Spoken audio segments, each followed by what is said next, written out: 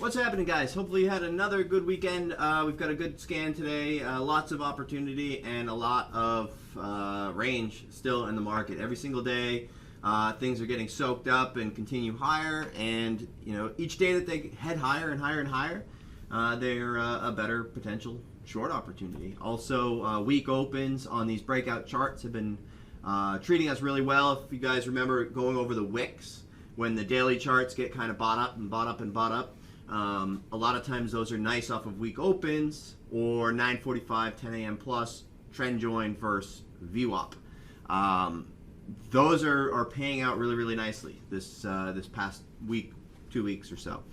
I didn't do a recap on Friday on some of Friday's trades, so I wanted to go ahead and go through some of those first, and then I will get right into the scan, and we'll go from there. So first and foremost, LMPX has been insane. Fortunately, got it completely right. And on Monday, I put it on scan. I said basically it's a low volume type of play, but the tape, the action, the way that it came back on Friday, on Monday, kind of had my antenna up. And it started to remind me of an IPO that we had seen in the past, and that one went nuts. And so therefore I was trying to figure out, okay, what am I looking to risk? And this has all the makings of something that could be monstrous. So I went ahead and I got long that next morning, as noted, 840s, 850s, 870s, 9s, 10s, 11s, 12s, and I just tucked that away. And basically a 912 average, and stock hit 44 on Friday. And so that's pretty insane. I did take some off at 38, 41, and 42. We'll see what happens on the rest. Sometimes it's difficult. You want to be there for the fireworks that you expected, but at the same time, you got to figure out that happy medium between being reckless, greedy, smart, and all these different things, kind of go together. So I'm gonna do another video for members just to kind of give my thought process on this one moving forward. I just like I wrote on the scan, this is a quiet accumulation for me when I mentioned it on Monday. It's not something that I'm going to be posting, long XYZ, because as you guys know, I'm pretty hard on all these newsletters that look, alert, low float type names. So for me, it was big picture, quiet accumulation for me. And with that said, I think that the idea is best suited for, without the crowd. And so if everybody's kind of on the same page or expecting the same thing, I don't think that it will work as well as it potentially could or would have. If everybody's thinking the same thing as me at 8, thinking that, it could be like an LFIN or something, then everybody's going to be long, and we wouldn't have had that nearly 400% swing intra-week. So with that said, congratulations for those of you guys that did take the idea. I tweeted it rather vague without the symbol. For those of you guys that could figure it out, great. But again, it's all about the crowd, right? And if the crowd does all the same thing, it's not going to work. So, sometimes ideas are best kept quiet, or for a smaller group of folks that actually take time to understand the why and trade accordingly. So with that said, LMPX was also a day trade for me. And by the way, I will do a recap at some point on this LMPX once the trade has completed. But LMPX for me was a day trade the last 2 days. You guys saw the Thursday trade. I had posted that on Instagram as well. Basically the same thought process. Once they stop going down, it's probably only going to go one other way. This one was no different on Friday. I waited for a washout, and I was waiting for more. I had 17, 18, 19s ready, and so I dabbled in there, I'm good with a $2 or $3 flush against me. You have to be, right? You have to. If you're expecting a $10 or $20 move, you can't be risking 20, 30, 40, 50 cents, right? So you got to be thinking big picture and how to trade these types of things. And every trade is different. But it always should be, in my head at least, I'm always thinking about 3 to 1, right? So I'm looking for a 3 reward for 1 risk. So if I'm thinking that this is going to go 5 or 10, then I can't be risking 50 cents. I have to be thinking big picture. A minimum $1, $2, $3 of risk on that initial entry. Otherwise, forget it. It's not even worth touching it. So at any rate, I was prepared for it to pull back a lot lower. And it obviously didn't. So swiped up, and I went ahead and locked some in right away. And you can also see that I actually added, once I realized that it was not gonna pull back anymore, I went ahead and swiped the offers. So ramped up right away. So essentially it was about 21, and I took some off at 25 range up to the 28s. I was about a half a size left. Then I sold another quarter at 32, and then I sold the rest at I think 38s or so, 37, 38s. And then towards the end of the day, I put on a few back just in case anything after hours. The last couple of days it had a bid and whatnot after hours, but no dice. So I ended up taking that off relatively flat, go in with an open slate on Monday, and kind of see what the trade does for us. So we'll see what happens with that, but overall, nice trend hold over the VWAP through most of the day, and then at that point of basically the late day shove, everybody probably anticipating breakout. They kind of caught people by surprise, and this was also the first major shakeout along this crazy breakout, right? So this is the first reason for people to say, ooh, maybe it is time to sell. And that's exactly what you want. So we'll see what happens. And again, I'm going to probably do another video here shortly for members as far as kind of my thesis or thought process moving forward. I did a little bit of research this weekend on it. ATNX, these are my favorite types, right? Where you get a headline, and whether it be data, whether it be earnings, whether it be news that everybody was expecting, but I love when it comes out and the bids start to drop. And when it doesn't go up, it's only got one way to go. And so that's exactly what I did. I didn't try to find the top, but what I waited for was it to kind of ramp up, fail, ramp up, fail. And there was about 3 or 4 candles where it ramped up and failed. So now it started to give us something to risk off of. Went ahead and leaned into it, flushed out, and it basically went from about 2050s to 18, 17, down to about 16 as far as I made it. And then once again, you can see, usually I'm a little bit more aggressive off the open, but my goal was ideally a ramp up out of the gate. That's always the goal. Something to be able to react to go ahead and for those that want to take on the risk, give yourself the benefit of the doubt for taking that risk, that if you nail that, you have an instant padding. If not, and it continues to go, at least you just dabbled in.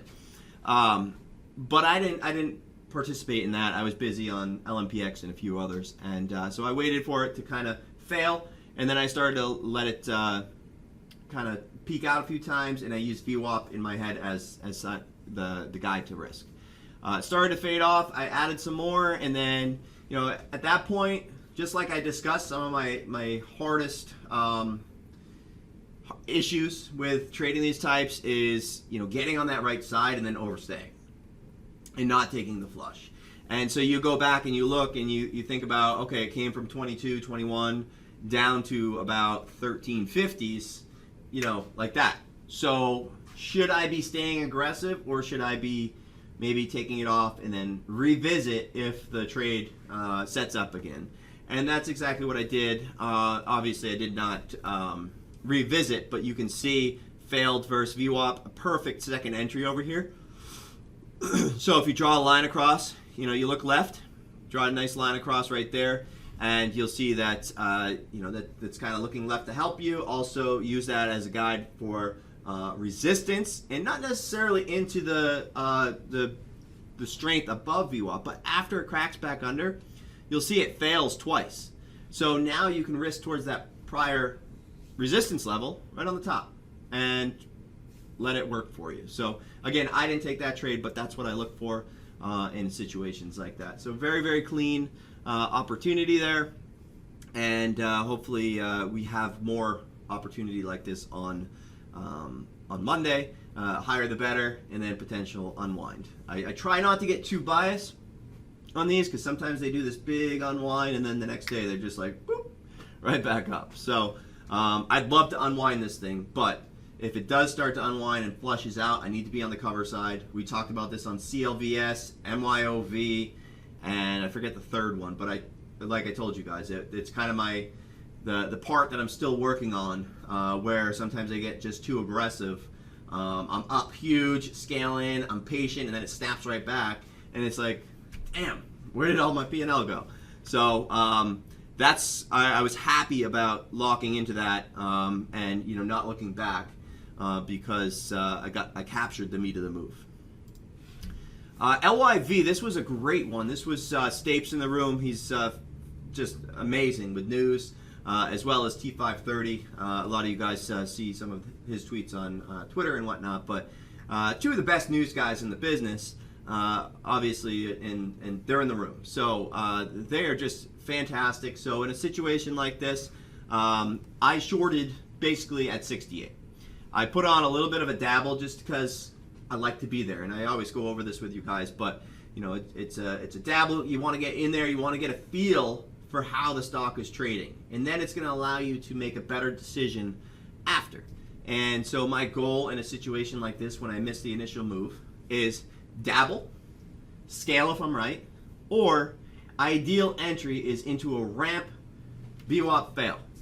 And we got a nice shove into the VWAP, and that's where I was. I went in short 68, added some 67.80s, 67.50s, 67.20s, and I did not cover a share until 64 and under 64, 63.50s or so. Maybe even a little lower. Yeah, 63, I think it was 63.70s or 64s. But basically $4 a share. Really nice opportunity off the news, and it actually took a while for it to kind of unravel, which was great. These are the favorite kind of unwinds where it doesn't just slam, right? It's just kind of a slow, steady sell, and then it speeds up. And so that's exactly what I look for on the best unwind kind of names. And then, so this is like a picture perfect unwind type chart, and then what I went over on ATNX is like the picture perfect gap up parabolic or fail off of data, earnings report, or some type of anticipated news.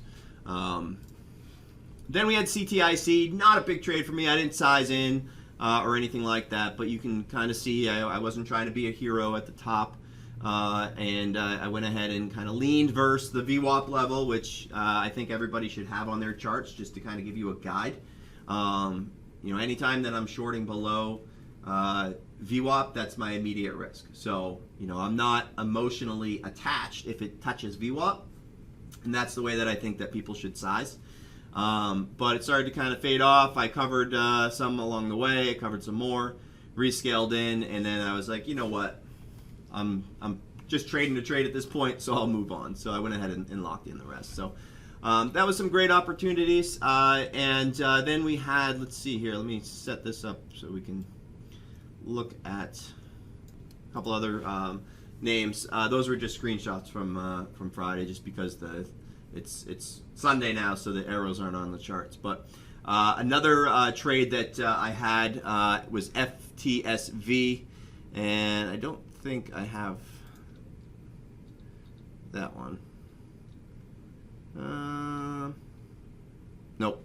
So FTSV was a pretty nice squeezer, the prior day. So they raised at 35, and then it squeezed everybody out. And this was a difficult trade this week, based off of the fact that there was no real cover that came in until this day right here. So we had this big day, and then we had the wicks that we talk about literally every Sunday, where it get absorbed, and I was actually on the short side of this multiple times with a fantastic trade, but then it started to rebound back up, and I ended up either minimizing it or turning it into a loser. So with that said, I have to, kind of take that into consideration that, I can't step in front of this thing, because as you can see, I nailed it on this type of day, started to scale in, and it starts to grind me out. Same thing, next day, pulls back, great, fantastic, nope, grinds me out. And then finally, this is the first sign of a squeeze, which I put on Twitter, my thoughts kind of real time, basically thinking that this was not a real buyer in the sense that somebody's buying long term, but rather I think it's more of a forced buy-in, some type of cover that's coming in. And as soon as that order is finished, I think that the bids are going to unwind further than people think. And fortunately, that's exactly what happened. I didn't, unfortunately, size as much as I would have loved to, just because, like we talked about, I was kind of pre-exhausted from this prior move. So because of that, I did not take on the size that I wanted to into that unwind. So it is what it is. But anyway, I got there on Friday, and I had a nice little short, and basically faded the trade and actually took profits this time. So I was happy about that. CCCL, this we talked about on the pre-market broadcast, and one of the most important pieces of this was understanding where we could potentially hit a wall, right? And so it was a nice little trap. It reminded me just like of CEI, and CEI did this pre-market as well. So if you go back to the day that it ran, we are, let's see, it was right over here. So you can see this is all pre-market, 6:50 a.m. to 7 a.m. to 8 a.m. And so it kind of does its little move, pulls back, goes under VWAP, kind of traps, fails, but it's still holding on. So it's starting to trap traders on the short side, and then they're going to use those early traders, the emotional traders, as the initial surge of the initial move. And so that's exactly what we had happen once again on CCCL, which was great, literally carbon copy of that move. And I had talked about where it should have died a bunch of times, but great opportunity off the open, and nice gearing, perking, and it was anticipating almost into a nice big breakout. And then it slams. So anytime that there's a big slam, you have to be kind of cautious, especially if you're trading size. So I was actually long anticipating this, which was a great trade. But again, I did have that bias form that it was going to be just like CEI, and I ended up overstaying on it. And the reason I overstayed on it is two reasons. One is I thought that we had a nice cleanup rally last time, which I'll go over in a minute. And then the second one was that every time that it should have died at the 120s, it was holding on really, really, really well. So I held half, thinking that we were going to have a good potential, and it just turned out to be a waste of time. So I ended up bailing. Basically, I had like a 120, 118, 120, 125 average on half, and I sold some into the rip, and it slammed back down. And I was really focused on potentially scaling into this trade for that reversal, just because I felt like everybody was on the same side, the short side. And it started to kind of re-show its hand here, and then it pulled back and then flushed out, and it still was not dying. So I stayed with it, but again, I ended up minimizing it. So to go back in hindsight as well, I mean, we did discuss this pre-market, but I ignored it just because I kind of had a former bias. But we always talk about looking left, right? We always look left to anticipate right. So if you look at this right here, the high was 151. And today's, this Friday's high was 154. So with that said, you should assume it's going to fail at 150. So no matter what, it's a sell of at least some into prior resistance, because you should assume that it's going to run into the same seller, it's going to run into the same issue that it had the first time. And if it doesn't, and it starts to hold over that level, you can always add back. So that's exactly why I sold some. But I started to, in my head, think, well, I had such a good read the first time, I'm going to let this thing work. But it ended up holding. And again, this kind of goes back to that New York City Benzinga speech that I did on YouTube about the conviction rate on, or at least the probability. And this trade's going to fail 90% of the time, but you let that bias get in front of you, and you're just going to be part of that probability rather than being part of the 10%. So I could have traded that one better for sure. So those are the recaps from Friday. Hopefully it all makes sense. If you guys have any questions whatsoever, you know the drill. Always leave comments. So let's go ahead and get into scan for tomorrow. So I don't usually mention it, but in the description below, there is a link, and it goes to our website, which has this blog with some text and charts, so that you can kind of see my own thoughts and whatnot right there. So if you click that, at least you'll be able to go through and look at the chart while I'm talking about it potentially. If you can't see it perfectly on what I'm recording here or anything like that. So anyway, let's get right into it. As I mentioned a lot, right now we're in a market with a lot of range, right? So you don't need to try to find the top. You don't need to try to find the bottom. There is so much meat in between where you can actually wait for things to start to fade, wait for things to crack. And it's been, except small cap land, as far as the big market and whatnot, it's less about tape. It's more about, finding that range. Where is the level of resistance? Where is the level of support? Make sure that you're not, kind of being a pinball machine in between, trying to anticipate a breakout into the resistance or anticipate a breakdown into the support. But think about, outlier range above those two lines, and as those levels break the channel, that's where your edge starts to get a little bit better, in my opinion. So let's take a look at what we've got going on. So AMRN was pretty nutty after hours. They halted at midday, FDA approval, etc.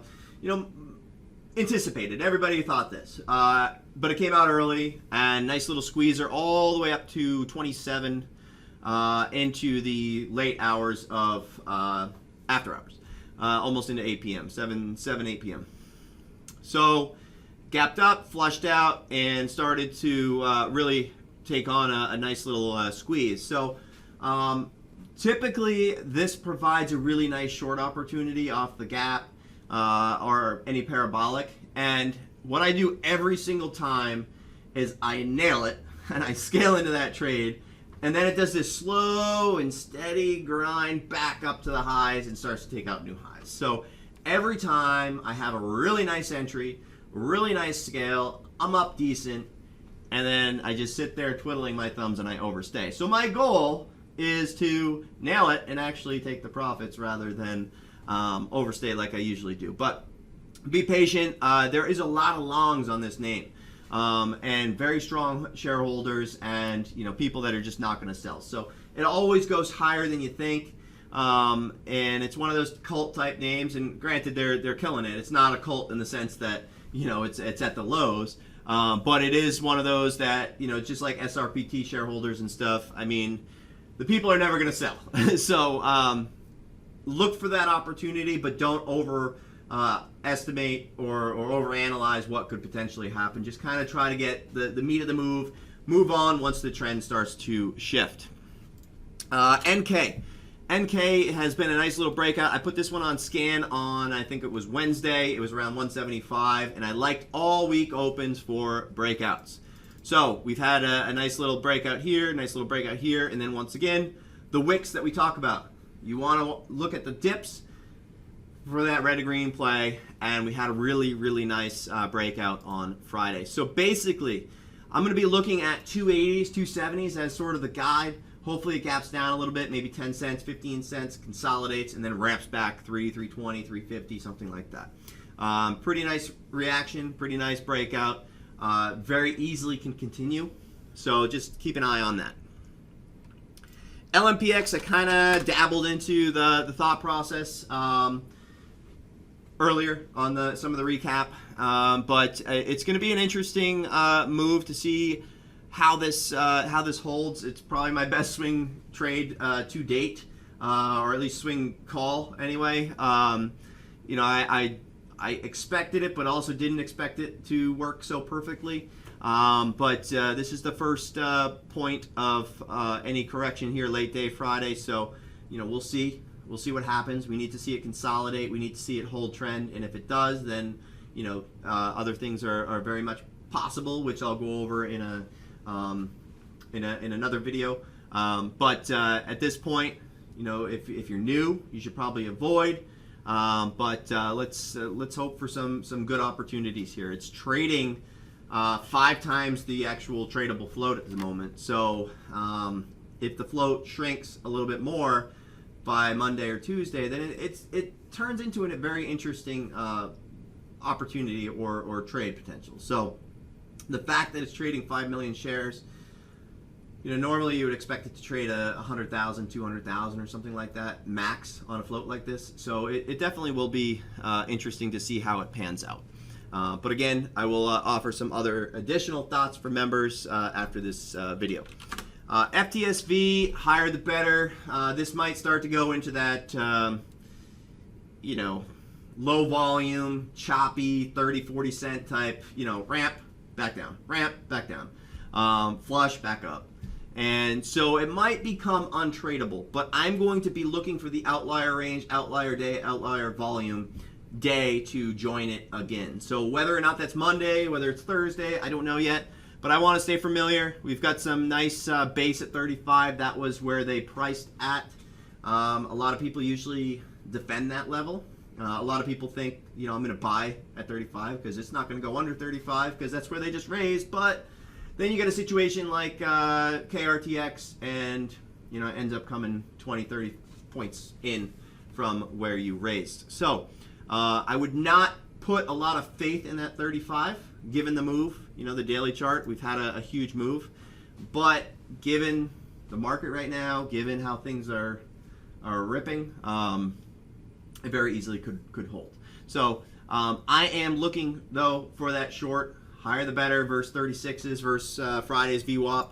Look for failed follow through momentum. CNST is another similar one where they didn't do the raise until over here. But something where it's just kind of holds, and then there's going to be that day where it either gaps up big and it has another PR or something like that, and it's just really an exit for people.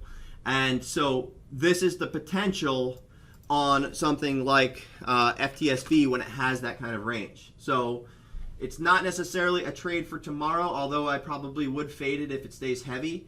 But remember that they raise at 35, and if it starts to trend up and it gets crowded to the long side as it's going for a 40 break in a week or two, just remember that.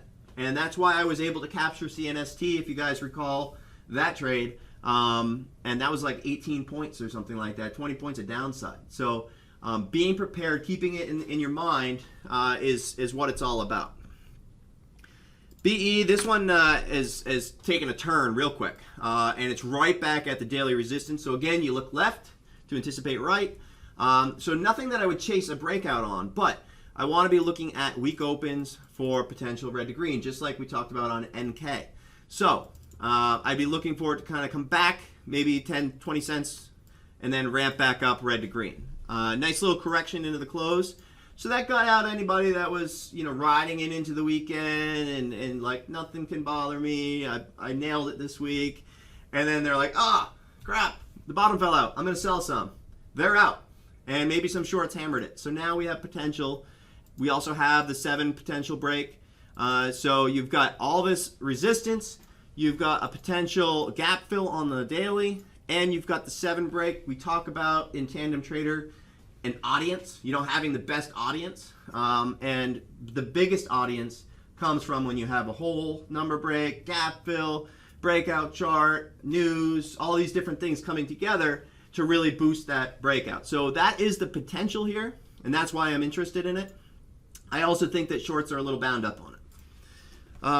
ARLO. This is another example of kind of being patient, waiting for that trade to come to you. Week open, red to green was the idea on scan for Friday from Thursday night. I'm looking for the same thing again. So let it come back in maybe 4, 410, start to base, and then look for the breakout. I probably won't short this unless it starts to peak out at 4. In this market, these things have been going like 455, 6, and you look back and you're like, wow, last time I saw that it was 350 and it doubled. So cautious. GJAL, nothing I've traded every time. I've been posting it on Sunday Scan, and last Sunday and the Sunday before that, as we're coming towards this prior point of resistance here, and every time that I see it, it's a little choppy intraday, so it's not as clean of a trade like I typically look for. So basically, at this point, we're through the prior resistance. So as long as it holds that as support, then we have potential for breakout across the board. BBAR, BMA, PAM, and CEPU, among many others I'm sure you guys can find. But they're Argentina names, and they all kind of run or sync together. So again, not necessarily my style, but I know some people are trading those and swinging them. So I'm gonna keep them on radar just in case they have that outlier day where I can, trade $1 or $2 of range on one of these big ones. WRTC has my eye. It's had a very strong move. No position at the moment, but I'm gonna start to watch. If it starts to continue to get bought up, I am gonna be interested in potentially putting on a small swing.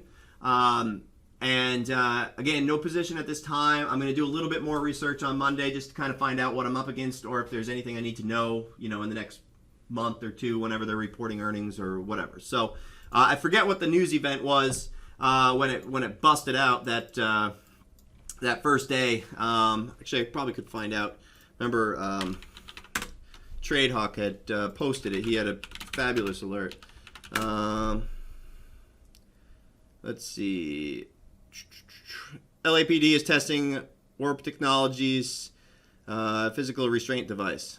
This would be a big win for the company if the department decides to deploy them widespread. So I guess it's depending on how that unfolds and whatnot. But that was his alert on December 3rd, which was this day, and it's been steady up since. So that's going to be interesting to see how that one pans out. But the trend, the volume, the continuation has my eye on it. So again, if it starts to consolidate and look like it's going to hold, then I will probably start in there.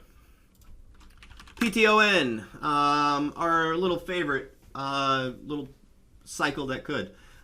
This one has been hit by Citron, Hedgeye, a bunch of other negative articles and whatnot. So again, I'm not trying to be overly bullish. I'm not trying to be a perma bull or anything like that. You guys know my position.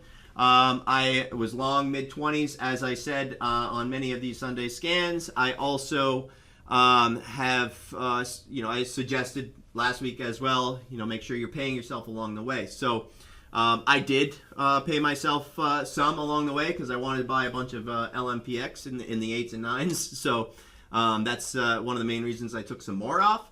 But I am very interested in putting that back on if we start to break back up from this level. So the worst thing you can do is get too biased and say, no, they're all wrong, and I'm just going to add and add and add and add, and all of a sudden you bring your average from low 20, mid 20s to 28, 29 because you've added up here, and then all of a sudden you start to have an emotional attachment. So again, my game plan is just to let my winner work until chart and action suggest that it's not going to. And for this week or last week anyway, they shaved the hell off the premiums as well as brought in a bunch of new shorts. So I'm curious to see how it unfolds into the year end and into January. But in my opinion, they're probably having the most kick-ass year sales-wise into the holiday. The ad went viral, which you can't put a price on that. So it's going to be interesting to see how it unfolds. Again, I'm speaking from a lower bias, a lower average bias, and also I locked in as I had suggested to in prior weeks. So that's that. I will continue to be trading it. Cody had a great eye on it this week. Each time it kind of set up dips for that nice rally. He's had a solid eye on it this week, so I'm going to be kind of keeping an eye on it. If he likes it, I'll be looking at it twice instead of just once. Pins, potential unwind. This one I joined on Friday. It bounced up a few cents, came back down. I just took it off. I was like, I'm just going to cool it into the weekend. But it ended up closing towards the lows. I would be looking to join any pops. You can kind of see how pops would work on this. Rather than just rushing down to kind of join a trend, look for opportunity along the way down. And that's kind of what I mean by joining pops along a downtrend. So higher the better, looking for backside. NXGN, this one I put on Twitter as an idea on Thursday night. I said that if any morning ramp, I'm interested in the short, and if the bids drop, then I'm interested for a nice unwind. So I am looking for more unwind. Ideally, it pushes up towards 15s, and then potential pullback from there. Sometimes people underestimate these things, but ideally we can go 13s, 12s, something like that. ATNX, which was beautiful on Friday. Once again, same idea as NXGN. Higher the better. Look for the backside. LVY, late news. LYV, rather. Late news on Friday. Maybe not a ton of time for the market to digest it. And I think they got listed. Let's see here. LYV. I think they...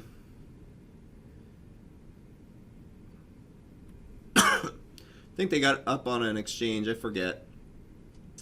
I don't see it offhand, but whatever the case is, the market only had like an hour and a half to kind of digest this stuff, which most of the time is enough time, but at the same time, it's Friday. Some people might have been thrown off on options and things like that, so I don't want to get too short bias or too, any which way right now. I'd like to fade it, yes. I prefer to short, but be patient. Let's see what Monday brings. Let's see if it gaps and then they support the gap. Let's see if they gap and it fails, in which case I would join versus VWAP. But I'm staying familiar with it, but I don't want to be this thing's going down, that's it, and that's the worst thing I can do, because like I said, it was Friday. You probably have some options expiring, so you get a little bit of a crazy move.